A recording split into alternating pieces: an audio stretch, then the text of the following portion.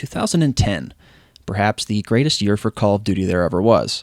Treyarch was tasked with following up the flawed masterpiece that was Modern Warfare 2, a game that had the potential to be the perfect Call of Duty but was sadly riddled with unaddressed balance issues. From Danger Close Noob Tubes, Painkiller, and Commando Panic Knives, MW2 was a game that could simultaneously bring you euphoric levels of joy. Nick! I got a nuke! You got a nuke! I got a nuke, Nick! It's a Nick, nuke! record. I was recording! Nuke it! Oh, Nuko! Nuke that And unfathomable frustration.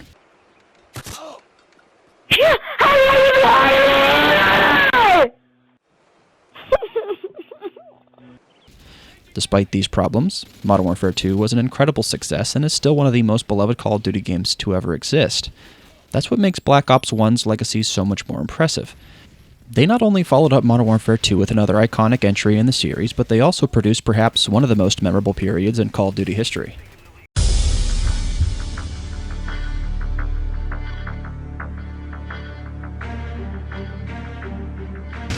Enemy spy plane incoming.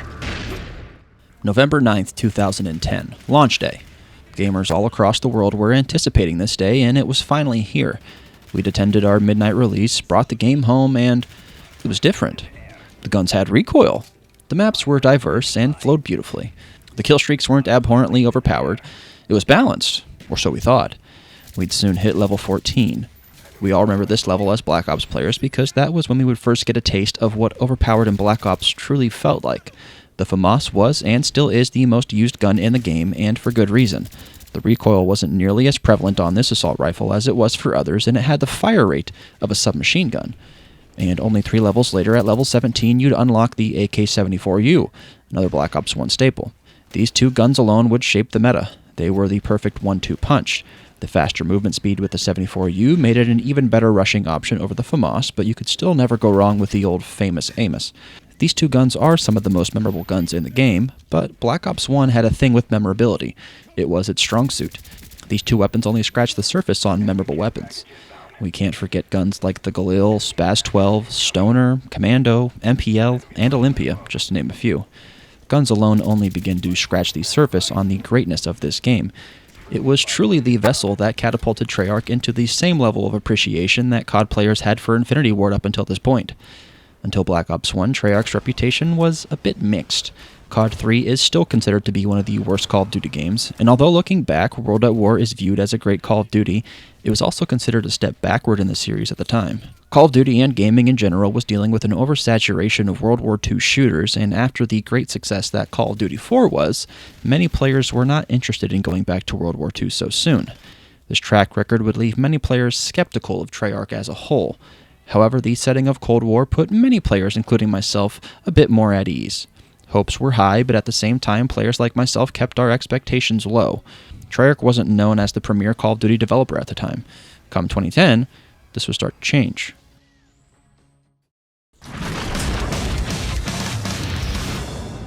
So what made Black Ops 1 so special? Why has it yet to be duplicated?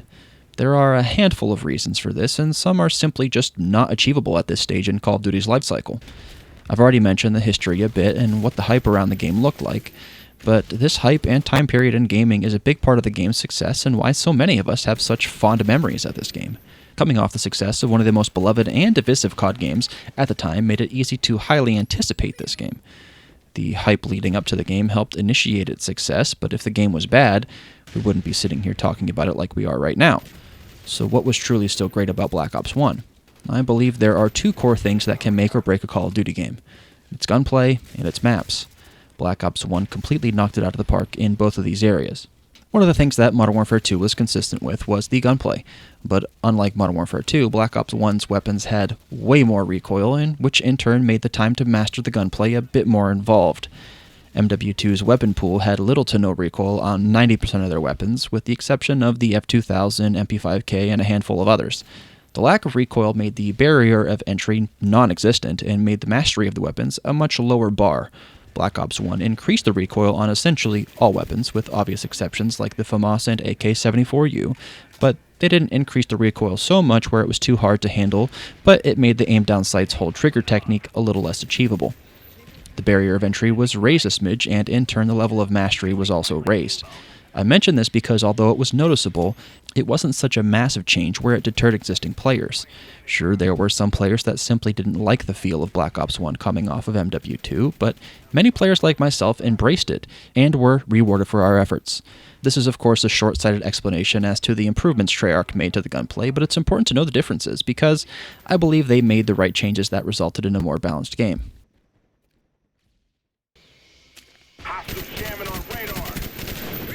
Call of Duty 4, MW2, and Black Ops 1 all had some of the most memorable and influential maps in Call of Duty history. I'm a massive Call of Duty 4 fan, and as much as I rant and rave about how great the maps are in that game, I feel as though Black Ops 1 tops it. The problem I have with some of the maps in Call of Duty 4 and even MW2 is that some of the maps only play well in particular game modes or using certain styles of play. For instance, Block is a map in Call of Duty 4 where the middle of the map is essentially a graveyard. If you step out, you will get sniped, in no time flat. This forces players to get a long-range weapon and hunker down in one of the two buildings and just have a snipe-off. Of course, you can rush on Block, but you are often punished due to the long lines of sight within the buildings and narrow design of the entire map. Although I think MW2 did this much better, I personally feel like some of the maps just played better in some game modes than they do in others. This is a rather nitpicky opinion on both of these games because the maps on both MW2 and Call of Duty 4 are still some of the best maps we've ever seen. However, when I think of Black Ops maps, more particularly the base game maps, I can't think of a single map that plays extraordinarily well in one game mode and then plays bad in another. TDM, S&D, Domination all played very well on basically every map.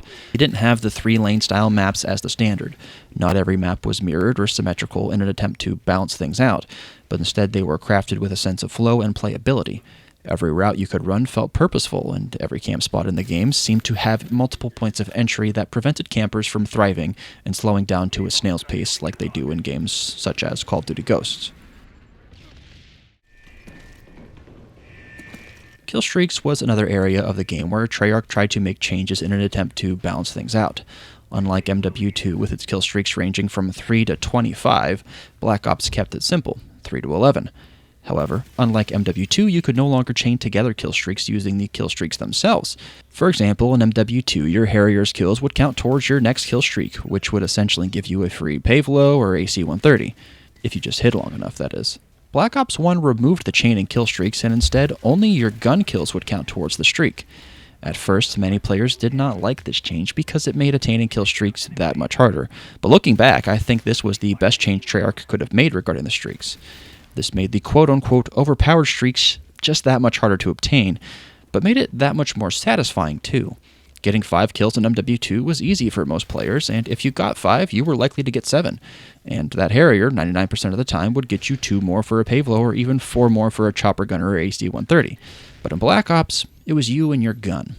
This change forced players to actually move around the map a bit more because if you wanted streaks, you had to encounter players, and it also forced players to really spend time with their gun. If you didn't know how to handle your Galil or Kaparis, there was no chance you were going to win enough gunfights to get you to Blackbirds or even dogs. A lot could be said about every individual killstreak in this game, but Treyarch's boldness to make the changes for the betterment of the game itself should be commended. I personally love these changes looking back. It made every match more enjoyable because you weren't getting pile-drived by a Harrier every match.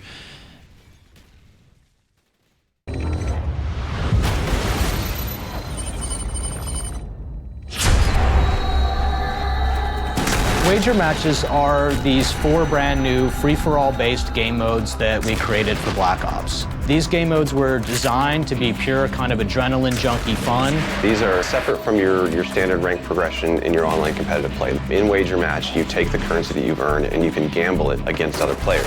And what you're gambling on is that you're going to come in the top 3 on the final scoreboard. So if you're in the top 3 players, it's called being in the money. Those players get paid and the rest go broke. There's always going to be... Another massive change that Black Ops 1 made was the addition of the COD points system.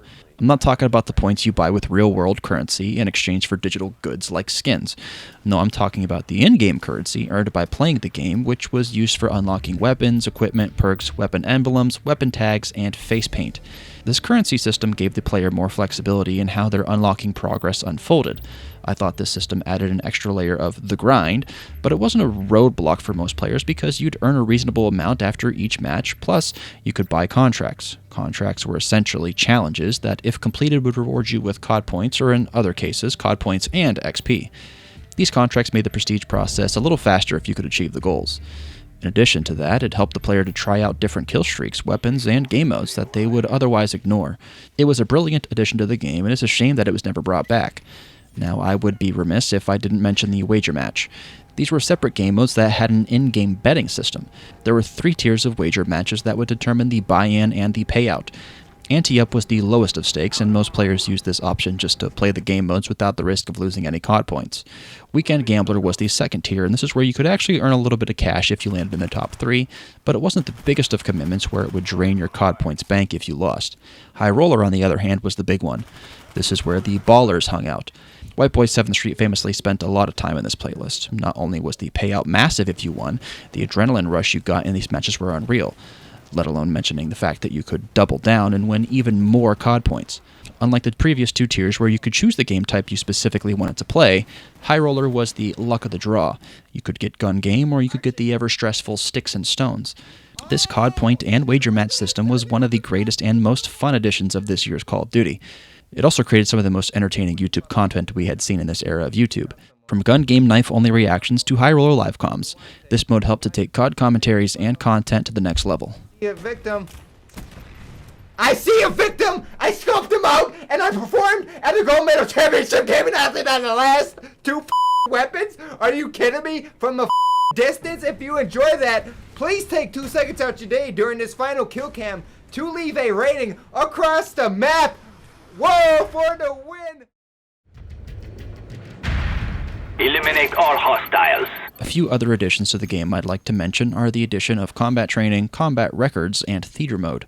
Combat training was a great way to practice in the game without hurting your multiplayer stats, but in addition to that, it allowed for Black Ops 1 to stay alive forever.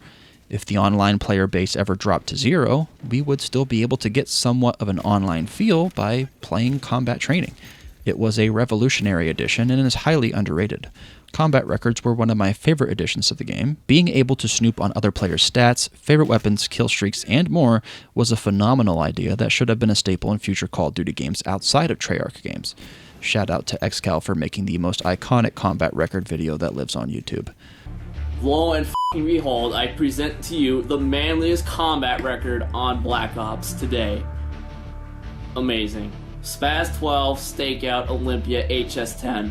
All with more than 11,000 kills. I'm not worthy. I am not worthy. Theater mode was another addition to the game that really aided YouTubers in specific, or really any player that just wanted to remember a great game or moment they had in a game. It's always cool to look back at some of the old matches we had in Black Ops 1's heyday. Obviously, some of these features were not unique to Black Ops 1, and that was the beautiful thing. Games back in these days weren't scared to take inspiration from each other. For instance, the theater mode. Halo 3 already had a theater mode well before Call of Duty, but that didn't stop Call of Duty from adding it, and players didn't shame Treyarch for taking inspiration from Bungie, but instead they were praised for adding a feature in this game that would improve the experience regardless of whether someone else did it first. Fetch me their souls! Ain't gonna be any puppy's chew toy! One of the last things I'd like to briefly highlight about this game is zombies. We all know that this was not the first Call of Duty game that had Nazi zombies as a game mode. World at War was to zombies as COD 4 was to multiplayer. Black Ops 1 made massive leaps in creativity regarding this mode, and the maps were near perfect in their layout. They had a balance of challenge, but were also aesthetically pleasing and fun to try and master. The 2 included maps being Kino der Toten and 5 offered great variety as a starting point, but with the addition of DLC maps like Call of the Dead and Der Riese, not only made additional huge leaps in creativity, but were some of the most replayable maps and helped to rejuvenate zombies with each DLC map. And they were so good that many players' primary game mode became zombies. Black Ops 1's attempts to improve this mode were so good that it became one of, if not the biggest type of Black Ops 1 content being consumed on YouTube.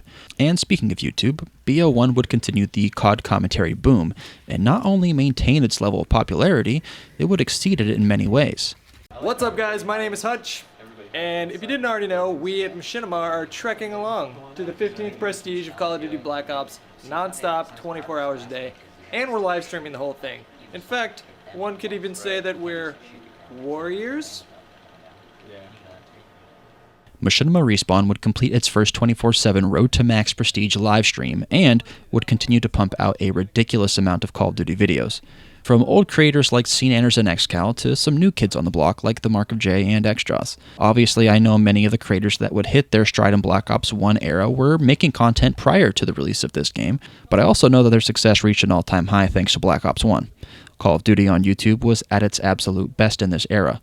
I recall watching essentially every new Black Ops 1 video that came out on Machinima Respawn, and of course watching Respawn itself religiously. You know, I don't want to be I don't want to say it, but you should. I kind of like it without Papa Sark, you know? There's a sense of calm, there's a sense of oneness with nature. The first week I was a little thrown off, like, man, like, it's just not the same, and then here I am in week 2. Whoa! I still go back and rewatch old Respawn vids, and at least once a year rewatch Excalisaur's series of Black Ops 1 live commentaries. Not only was Black Ops 1 so special, the culture and community that was formed as a result of its greatness still has a lasting effect on many of us, and Treyarch's willingness to take steps to improve the series as a whole are still evident to this very day. Okay, you guys capture B, I'll clear out the building. Okay, sounds good. Defeat all that stand before us. There may never be another game that touches players like Black Ops 1 did, and that's okay. I am honored and blessed to have been able to be part of such a memorable time in Call of Duty's history. Thank you for all the memories you supplied us with throughout the years. Call of Duty, Black Ops. Our spy planes in the air. Thank you for watching this video. If you enjoy my content, please click subscribe. If you enjoyed this video in specific, click the like button and leave a comment down below. I'd love to hear from you.